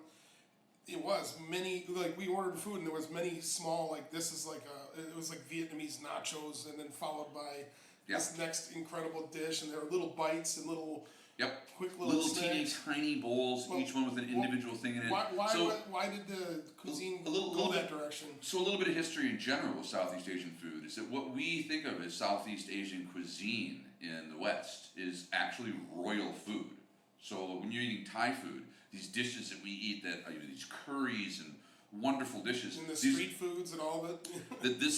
that the cuisine came about as ways to impress the royal family. That these were dishes that were designed for kings and queens and the royals to eat, right? And that along 100 years ago, even the average person was eating extremely simple cuisine. And in Vietnam, this is still the case in a lot of places. That what you go and you eat at people's homes is often very, very simple. Vegetables, a little bit of meat, nothing too extraordinary. But Central Vietnamese cuisine is very unique in that and especially in Hue, which used to be the royal capital. And there's all these wonderful dishes where you go and it's a tiny little bowl that's got just almost like one bite worth of food in it, right? And there are places that like Ban Bao is one of them, right? Little teeny tiny like glutinous rice flour dish with a little bit of pork and shrimp in there, and usually like a crunchy like piece of like dried bread or something. You put some fish sauce on it, some chili. You go to restaurants where they'll come out and they'll give you 20 servings of this Ban Bao, all little teeny tiny things. But a lot of times if you go out for like a really nice dish and play, you wind up with all of these different tiny little dishes. And what this came from was that the kings in Hue, and again, the kings all lived in central Vietnam, which is why it's Central Vietnamese food, yeah? So the kings demanded that they be given 30 or 40 different dishes for every single meal, and then every single one of them be unique. And they also demanded that they don't get bored. I don't want you to bring me the same 30 or 40 things every single day. So these royal chefs, these people that cooked for the royal family, were under this pressure to be constantly innovating and to be coming up with all these different ways to prepare the ingredients that they had. And they prepared them in these tiny little servings, because when you're eating 30 or 40 courses, you can't have a large course, right? They would make these little teeny tiny dishes so that you could try one meal, you could try one dish, and you could try the other, and you could try the other. And this is how Central Vietnam came up with this culture of having these little teeny tiny dishes of food that you can get. You know? I never knew this. Yeah. I have never heard this story. This is awesome. But don't you realize it now? It makes so when much you've sense. eaten, like their famous soup with the bumbo hui. Yeah, the bun bò, and also But like so many like the you bát canh. pick up a Bát rice canh. Yeah. a rice flour Noodles. I don't know Yeah. all the names of them, but like a rice flour dumpling that's like coated in like some delicious gravy, and then like little bits of ground pork are inside the middle of it as you work through the textures. And then the next thing you eat, like, it's a small rice cracker with a piece of shrimp and like a bunch of little like chives, little bits of some chives chili, on top. and then it's like I remember when we were Hoi An is pretty central. We were going to the market eating those we were calling them Vietnamese nachos because they were about this size with a little pork and those are the the fried rice crackers. wonton. that was amazing. Yeah. The fried wonton. Yeah. I still have a picture of that in my Facebook that I posted from 2010 trip. Another one of my favorite Vietnamese dishes is a dish called cao lao. Cao Lao's. Yeah. You know that? Yeah. And do you know why you can only get it in Central Vietnam? Literally why you can't buy it anywhere else? Is because there is a specific well. In Hoi An. Ying Ballet, the ballet well. It is literally like a well that's been there for hundreds of years. And in order to make real cao lao, you can only use water that comes from the ballet well. From that area. And So so all all of the of Hoi true real cao lao noodles are made with water that comes from the ballet well. I knew a specific place here in Ho Chi Minh City that actually had real true cao lao, and they told me that they had family in Hoi An that was sending the noodles down to them on a daily basis so that they could have real cao lao. Yeah, right? I've and they had- went out of business. It's- and nobody was buying I've it. had inauthentic. Is that the Cao one Lao. when- I haven't had the real thing. If you go up to Hoi An or Oh, it's on my Da Nang, list, yeah. it's everywhere and Yeah. it's so good. Yeah, so Yeah. for our listeners, a couple episodes back, me and Josh did a podcast with Neil Yeah, Neil Mackay. Mackay, and 7 million bikes. He's also a podcast. on our we did a 7 Million Bikes episode, and then we did Neil on a Sexy Meat Talks episode. On the 7 Million Bikes episode, he always asks all of his guests, "What are your 3 favorite Vietnamese dishes?" And Cao Lao was one of them. For me.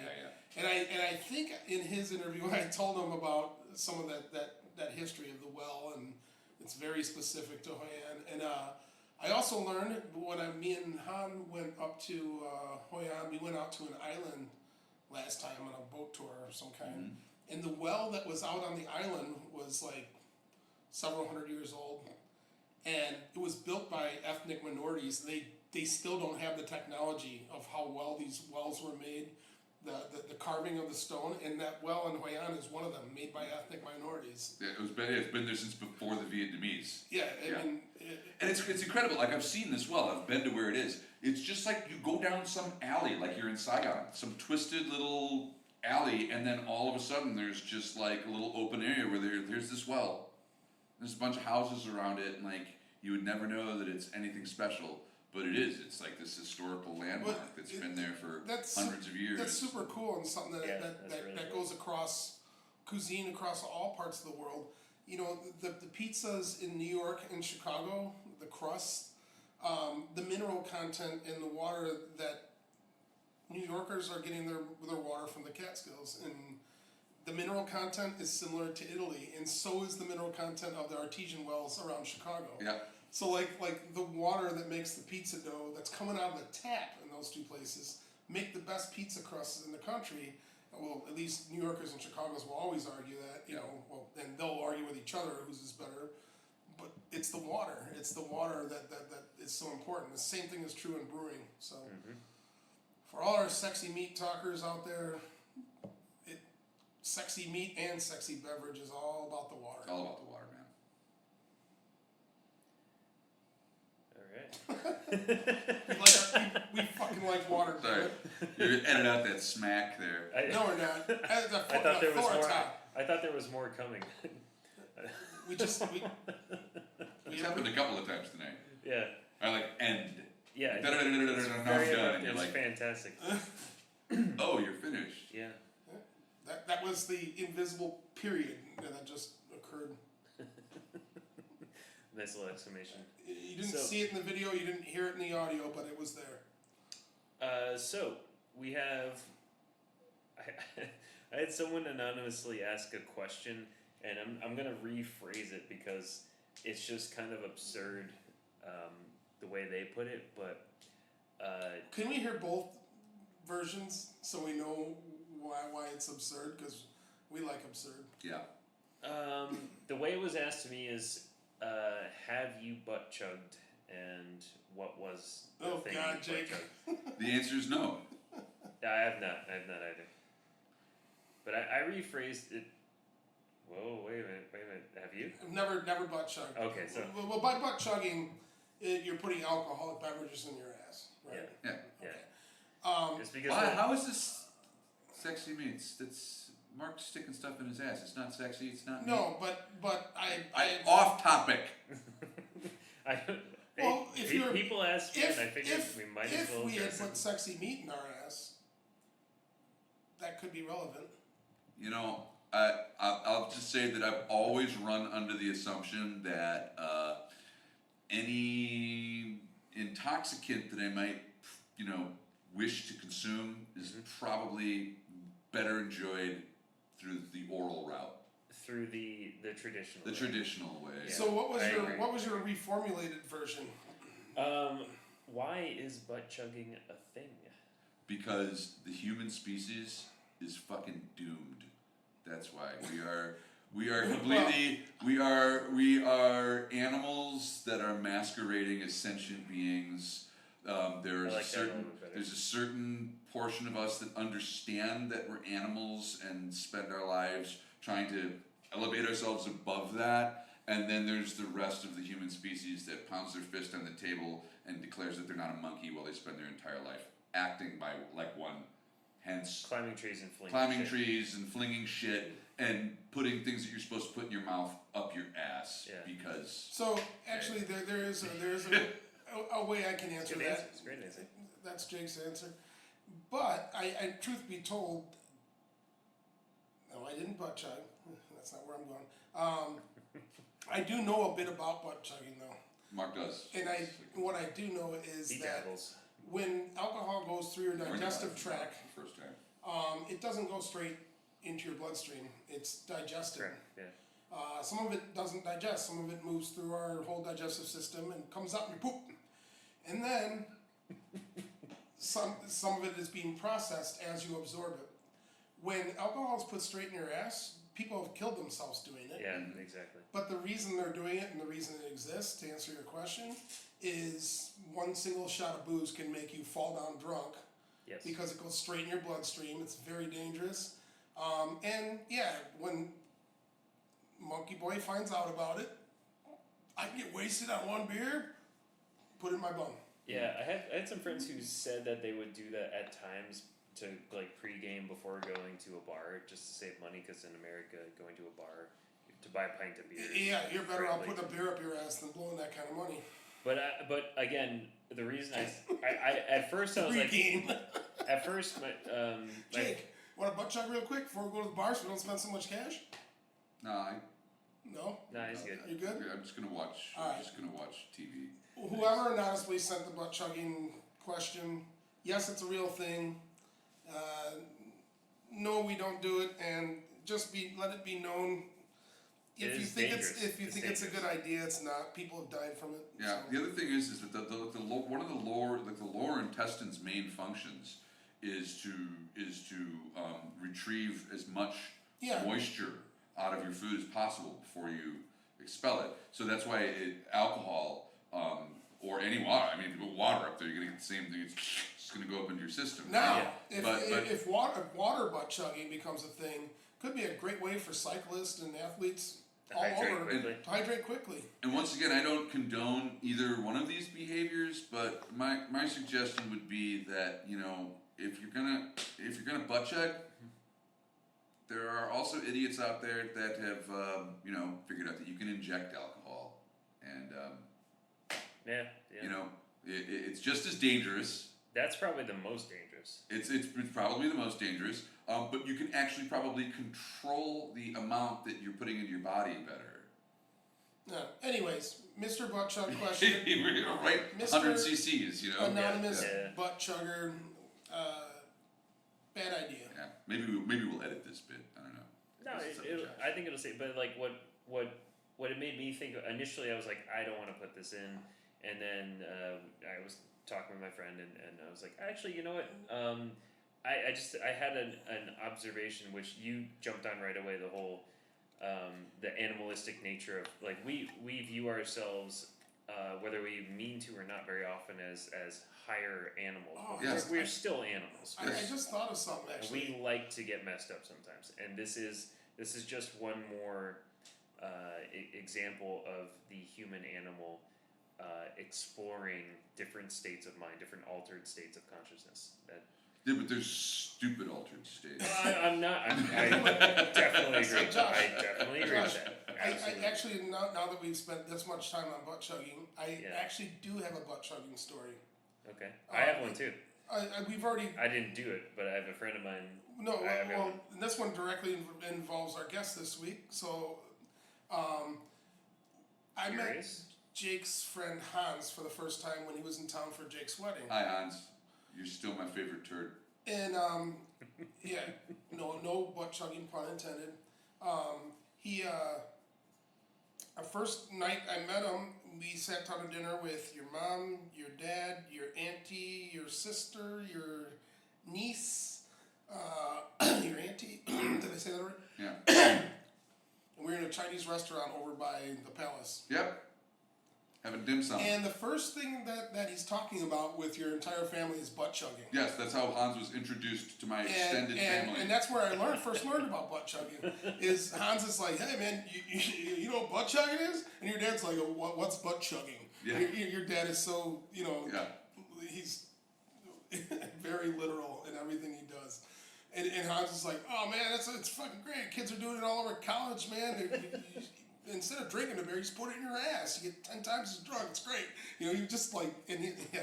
By the end of the night, like me and Hans had a bromance going. Yeah. I'm like, I like this guy. Hans has no interlocutor whatsoever. Just whatever. Like I've seen Hans get punched just because like he can't stop himself from saying the thing that he knows is going to get punched. He literally can't stop himself. He just says whatever comes to his mind. No filter. No filter whatsoever. And most people that I've met don't like most people just don't like Hans off the bat because they're like, he's just the biggest asshole I've ever met. But I eventually came to the realization that literally this is the worst shit that comes into this guy's mouth and in this guy's mind. This is everything that's swirling around up there just comes out of his mouth. And if this is the worst stuff that this guy is thinking about, he's actually one of the better human beings on the It ain't planet. that bad. he's actually a great guy. Yeah. Actually, this could be a great segue for Hans has been in Laos for 10 years now. Yep. And he's in Laos. He's a restaurant owner, Scorpion Wings. This could be one of Oh, our... this is a guy. Yeah. So... Oh, okay. this little conversation in this week's episode can lead to Hans, we're coming to Laos. our listeners getting one of our first remotes outside of the country. Mm-hmm. We can visit Laos for a weekend and we can get Hans's story. Now, wouldn't that be a sexy meat talk? Dude, Hans is sexy meat talk. There you Just go. so you say it. And he's not afraid to show you. You know. Okay. Awesome.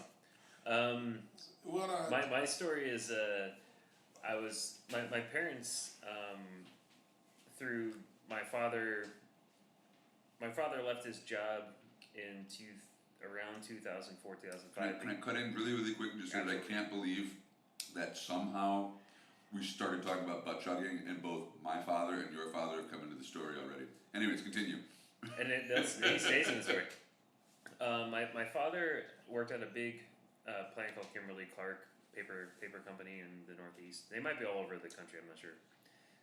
But they laid off a bunch of people, and my father took I believe he took like a kind of like a buyout. Clark? Yeah. I know who they are. Yeah. Okay. And he worked there for a long time, and he kind of saw the writing on the wall, and he's like, like they laid off half of the workforce just on a Friday. They really fucked over a bunch of people in my town, and I mean they employed 10% of the town. It was a big loss. Like people were How to ruin small town America. Yeah. Yeah. And so through just trying to find the best bang for his buck, he eventually bought a house in South Carolina, and then gradually moved. I was near the end of high school, so I didn't move with them, but like moved my brother and my mother down with them, and so they were living in South Carolina. And you want a Heineken Silver? Sure. Is that also another one of those clear beers? It was free when I bought the other It's beers. They do that in Vietnam. They give you here, you get this. I'll wait for dinner. And they It's a water beer. so they were basically they moved down to edit I'm gonna edit up until this point. They moved down to South Carolina, and some of my friends were on a tour. They're in a band. They're touring. I think that at that point they were called Open Star Clusters, and they were running around different states. I think they went down to Georgia and Florida and South Carolina and different like near Asheville and Chapel Hill and places like that. I could be way off on that, but it would be in those areas. And one of my friends, named Scott, he during the day was drinking Four Loko, which is a high octane alcohol caffeinated beverage before it was made illegal. It may actually, I have to say this because in case they listen. High octane alcohol caffeine. So basically, it makes you like sloppy spaz. Yeah. Yeah. And it's 12%, and it comes in a 24-ounce can. And they may have been on that tour, and maybe in the year or two after. I don't remember. I can't remember exactly. But the point is, we were at this this pub and bar place, and It's bar pub. bar pub. It's a classic bar pub, and he was explaining butt chugging how he or someone he knew had done that with shooters to pregame before doing like a show or something. And again, if he didn't do it, then it was he knew someone who was doing it. So I'm not trying to say he did it, but he was explaining this process, and I'm looking at him. I'm 2 or 3 people down, and I'm looking over, and my mom's looking around Scott's shoulder, and my mom's just kind of like, just nodding, and just like, and Scott's just like blinders, didn't realize he was drunk enough where like, we all get there, and he was drunk enough where like, you put blinders up, you don't realize the audience, that the bigger audience that is beyond the scope of your vision, because he was just staring in one direction. And my dad's kind of like, my dad's a little hard of hearing. I could see he was just like kind of craning a little bit, I was just like, oh, this is gonna be good. And so he somewhere near the end of the natural end of the story, my mom just piped in. It was just like, Scott, that's really interesting. And like he turned and just like flashed like green light, yellow light, red, like just bright red face. So he was announcing to not just my mom and dad, but just an entire room full of people.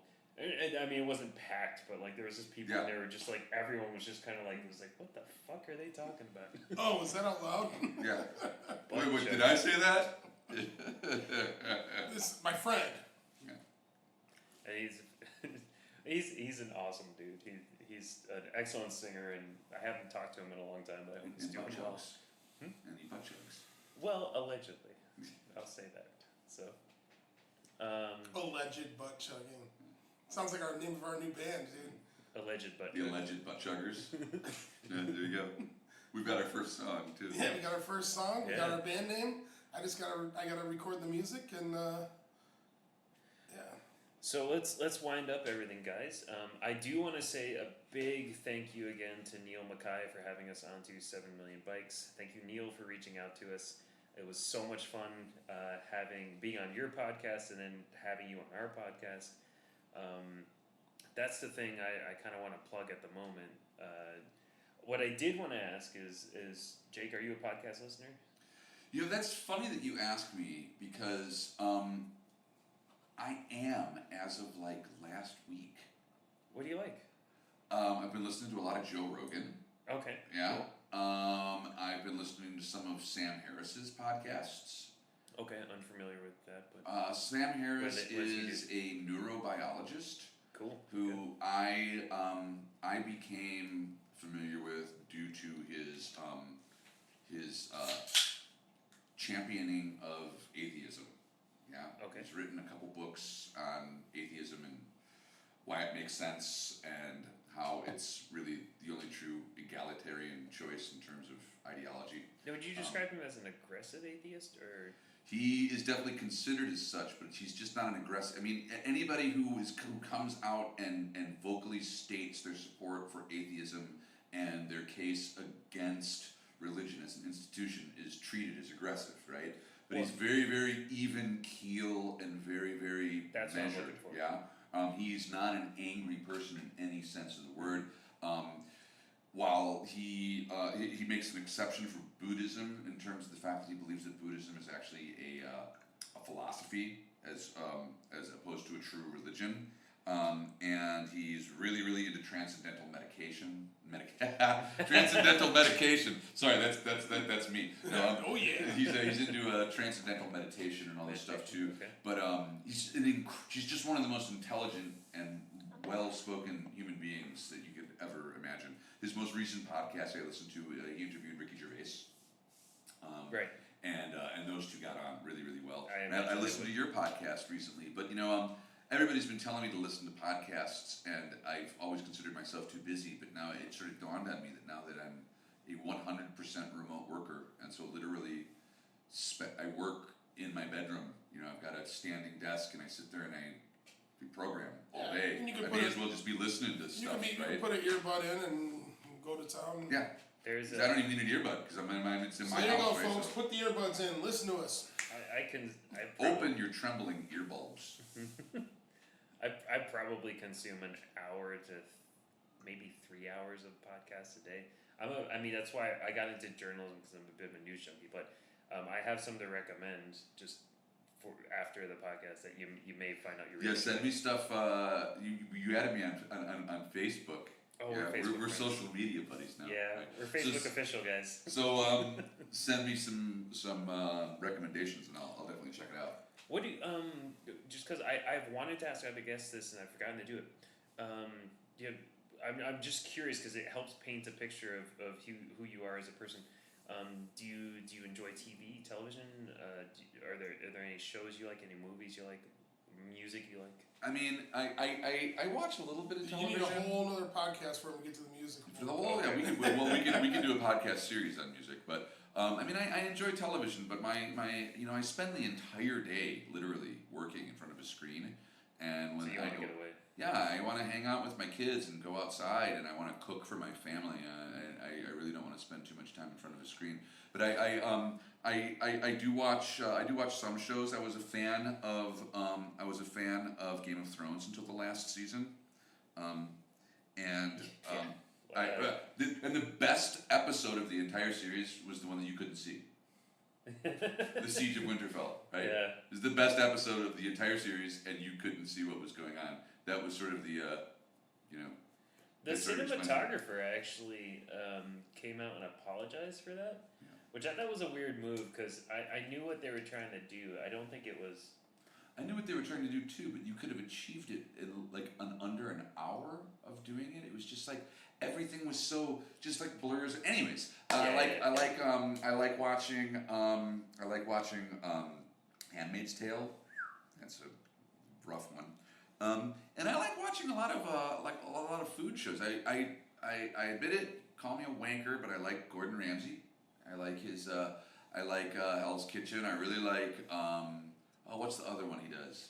MasterChef. Mm-hmm. And I was a huge fan of Anthony Bourdain. Rest in peace. Sure. But my real thing is music. I'm not only just like a music fan, but I'm a music collector.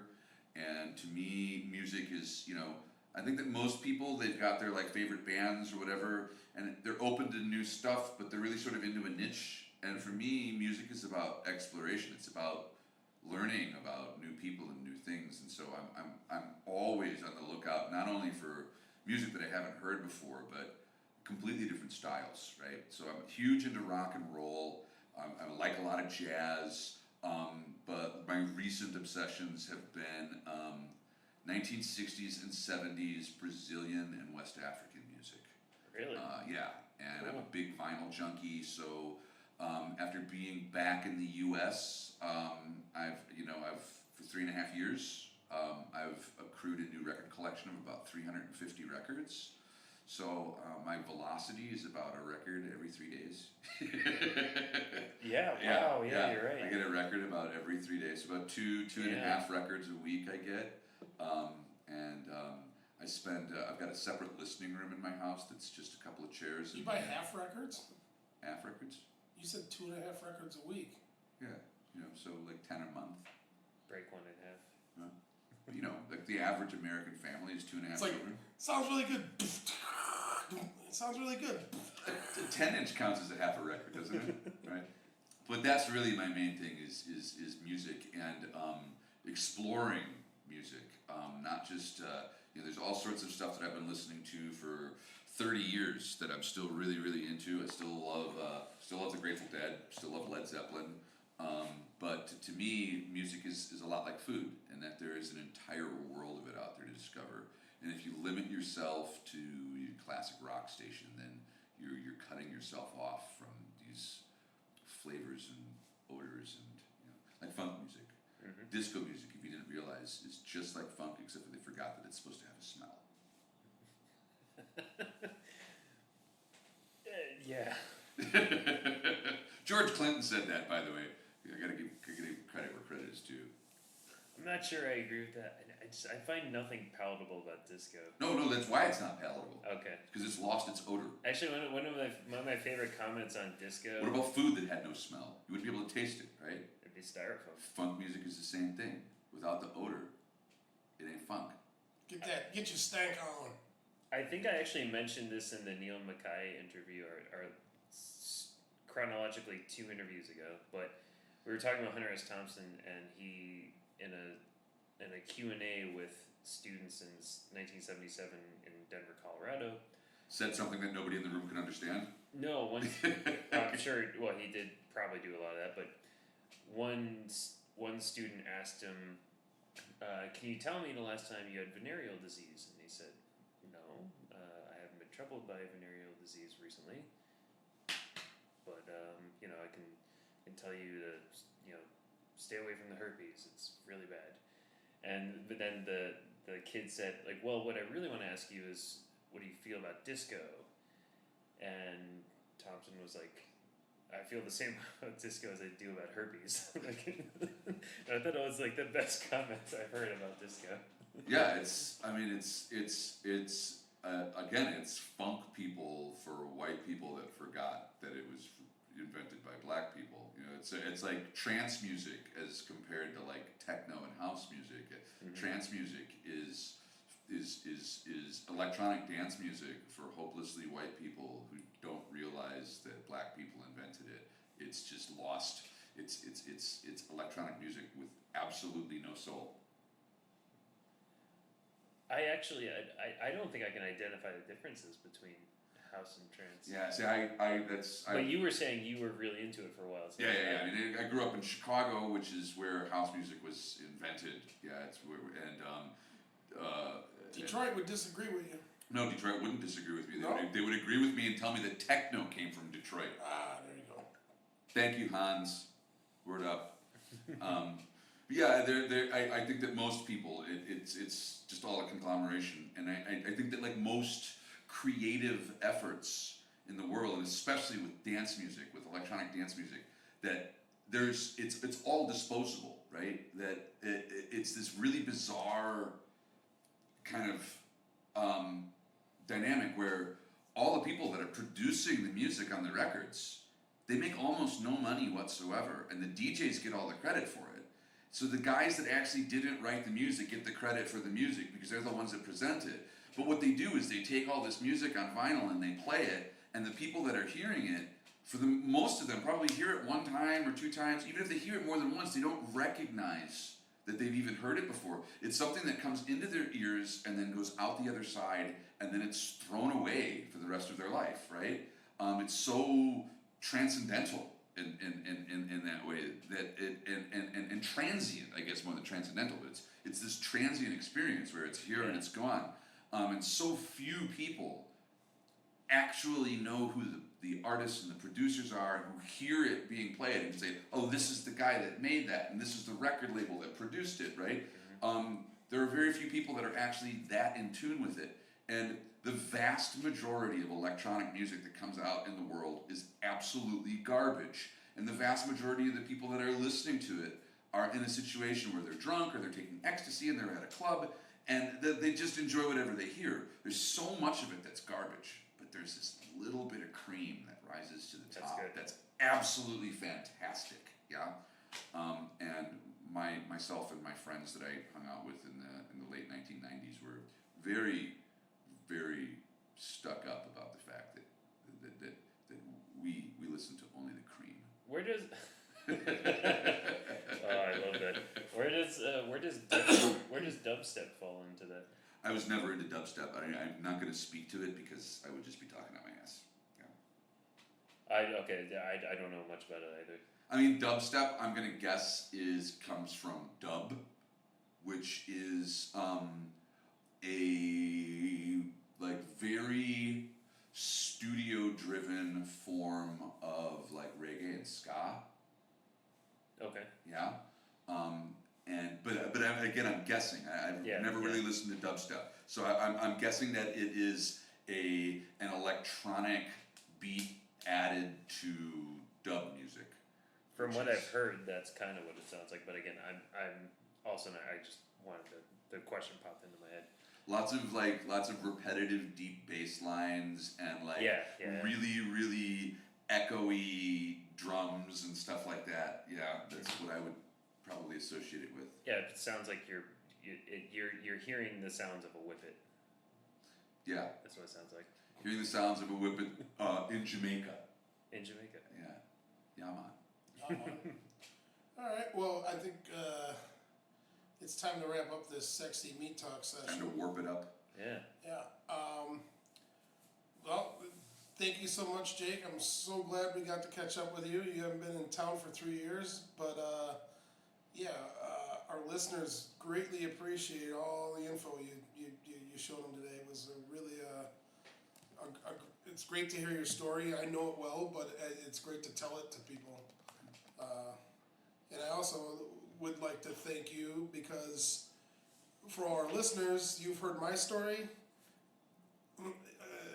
In a roundabout way, me and Jake were talking about this last night. We've traded places. Yeah. I'm in town thriving, and Jake put himself through school and moved back to the States and is thriving in his current life with his wife and kids. And I thank you for bringing me over here, getting me over here. Oh yeah. And it's great to have you back and great to have this conversation. And it's great that we're going to go out and eat some really good Vietnamese food right now. Oh, we are. Let's do it.